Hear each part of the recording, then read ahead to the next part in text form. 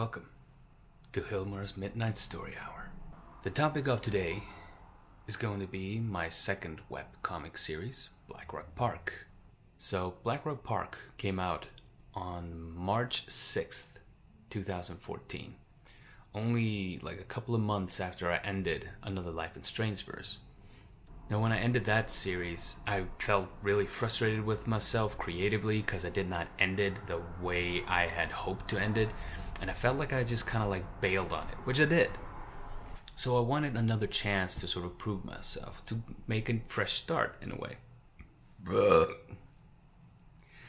And so I came up with this idea of a national park where magical creatures were allowed to reside.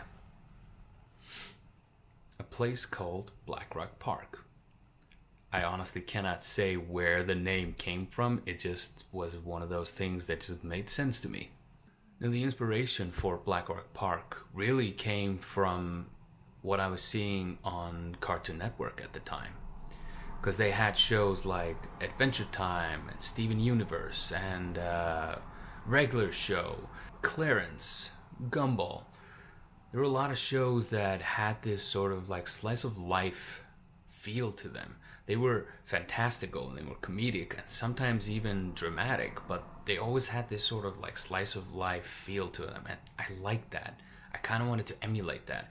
And I also liked the art style for these shows. The way the backgrounds and the foregrounds, the characters and the backgrounds kind of like complemented each other. But most of all, out of all the cartoon shows that I used as inspiration for this series, Gravity Falls played an absolutely instrumental part in the comics creation.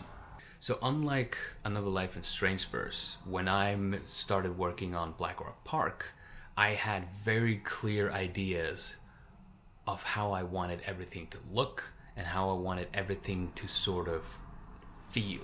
I knew I wanted it to be a comedic series. I knew I wanted it to have a very particular style, which I only changed a little bit throughout the course of its production. And most importantly, I knew how the story was going to end.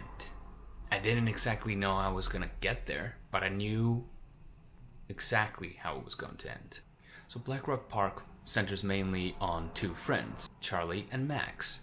Charlie being a cat and Max being a fox. In the first episode of Black Rock Park, they begin their employment in the national park where they live, as park rangers.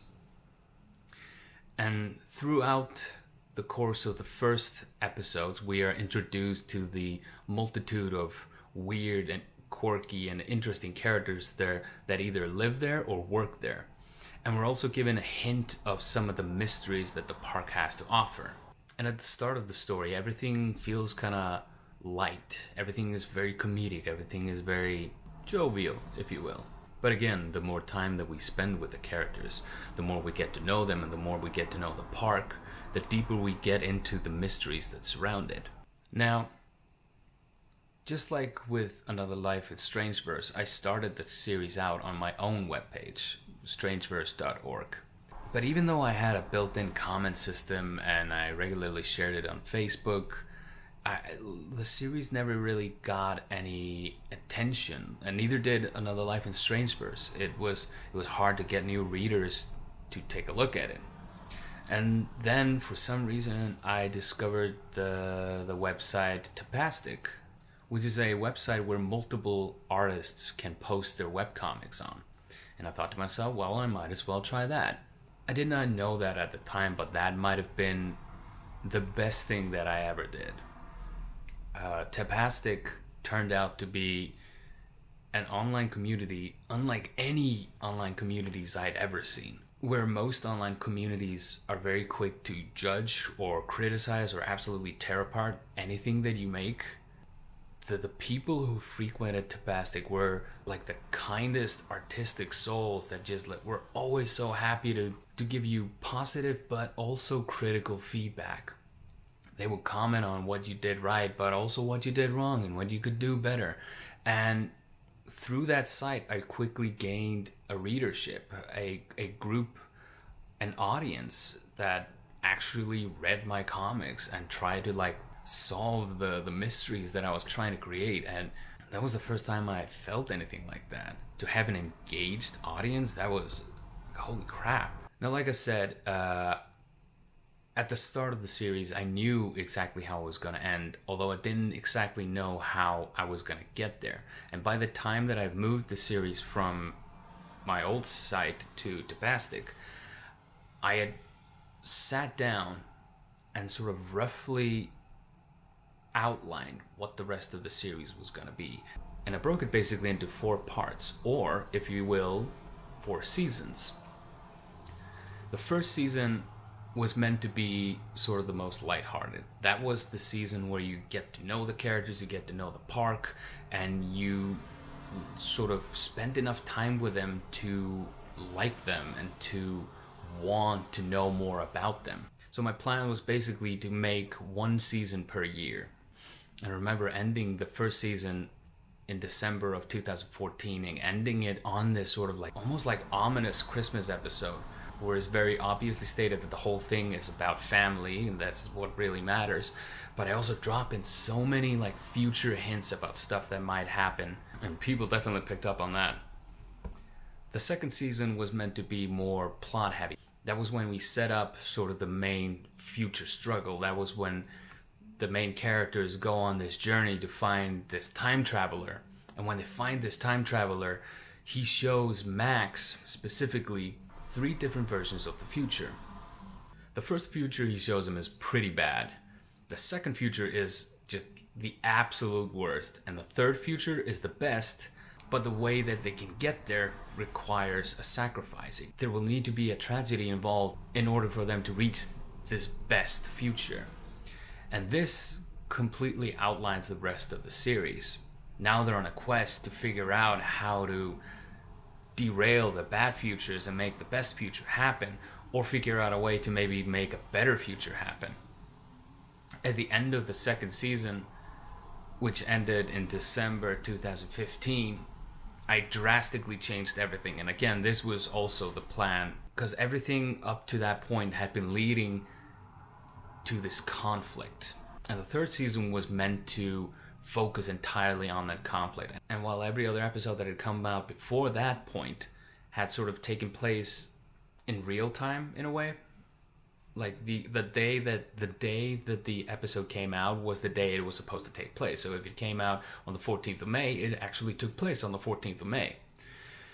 But season 3 was very different, with season 3 basically taking place entirely over the course of a 24-hour period, most specifically Christmas Day of 2015.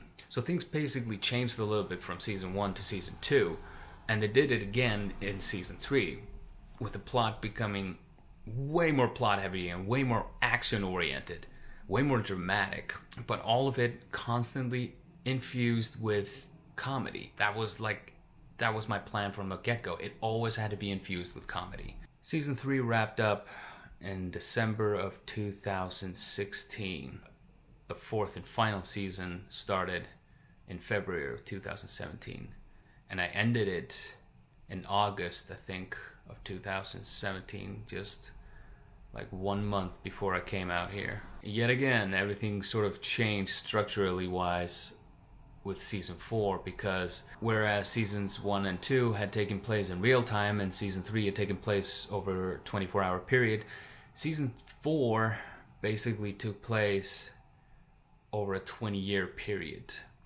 And I'm not going to really go too deeply into that. But it was another drastic shift that I made very purposefully. But I placed a lot of bets that my audience were going to stick with it, because while season 3 was way more action-oriented, season 4 was actually just kind of sad. It was like kind of a bummer. Although there were a lot of jokes in there, it was very real the way it sort of progressed. And I placed a lot of trust that my audience was gonna be okay with it. I'm pretty sure I lost a few people along the way, but when everything was said and done, people liked it. I was just very happy and relieved that they did, because by that point I had poured almost 4 years into this series, and I had become so freaking invested in these characters and this world.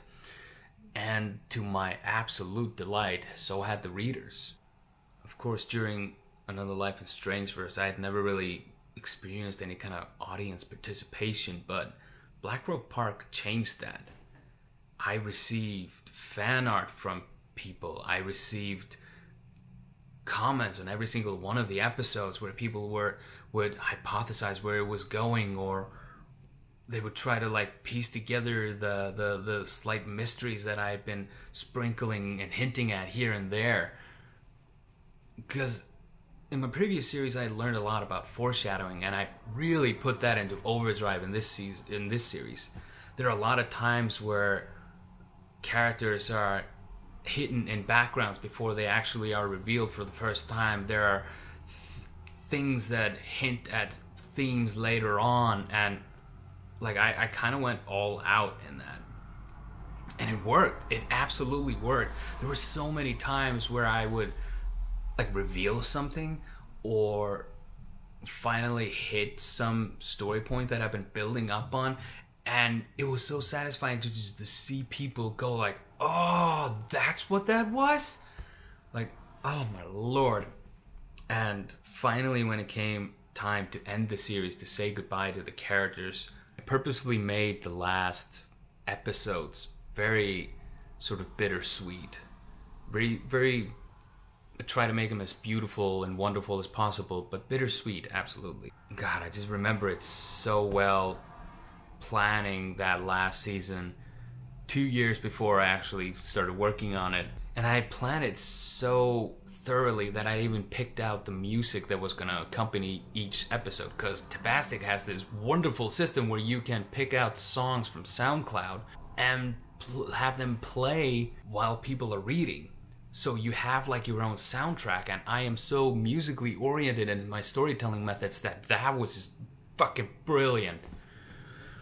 So all the final episodes had these very carefully picked out songs and soundtracks from different movies or wherever, just that I knew would perfectly fit. And just reading through people's comments on the last episode, like that shit made me tear up, because there were just so many like beautiful comments, and it was just such an emotional ride to like pour your heart and soul into a story for like 4 years and just have people like it.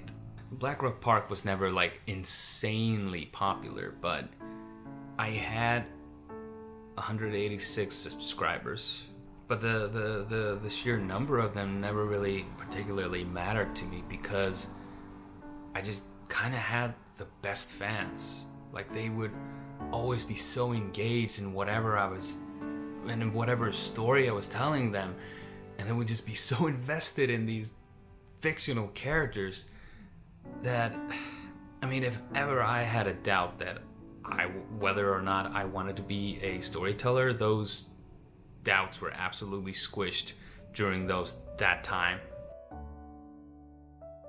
First comment. Superbon der Katz. Man, what a ride. What a wonderful ride. Ray Kitano says, this was an amazing story. You've done a great job with your plot and characters.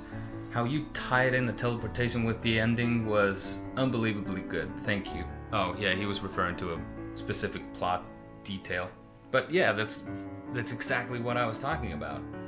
Like, they would pick up on these subtle hints and foreshadowing plot details, and they would connect them together. Bell Tower. Oh man, I miss Bell Tower. Whatever happened to that person? Excellent work. Thank you for sharing. And then they add another one. Oh, let me know when you... Oh, fuck. Let me know when you get settled in LA. I'll buy you a beer. Ooh, I am in LA. Ooh, you have not bought me a beer, Bell Tower. No. Jess wrote, thank you so much for this awesome story, for the hard work you put into it, creating these amazing characters and this wonderful experience. Fucking goddamn. Draft 91 says, goodbye Black Rock Park, I really enjoyed reading you. Uterebug. Right. Thank you also for this story. I think you have a unique way of telling stories with this mixture of silly, anarchical fun. Oh, it's like anarchy. Anarchical fun and profound themes. Such an amazing and funny and touching read. Reading through this shit is actually making me kind of emotional. Rainhead writes, damn it, what are these waters leaking out of my eyes? Vinek writes, so beautiful. Rated Kitano writes, I haven't read this one yet. Oh, only added to my list after Durgeon had finished now. Okay, so I guess this one was after they had read the thing whole completely. Alright. And, doesn't this tie everything up quite nicely? And the Eurism writes, can't wait for what comes next, dude.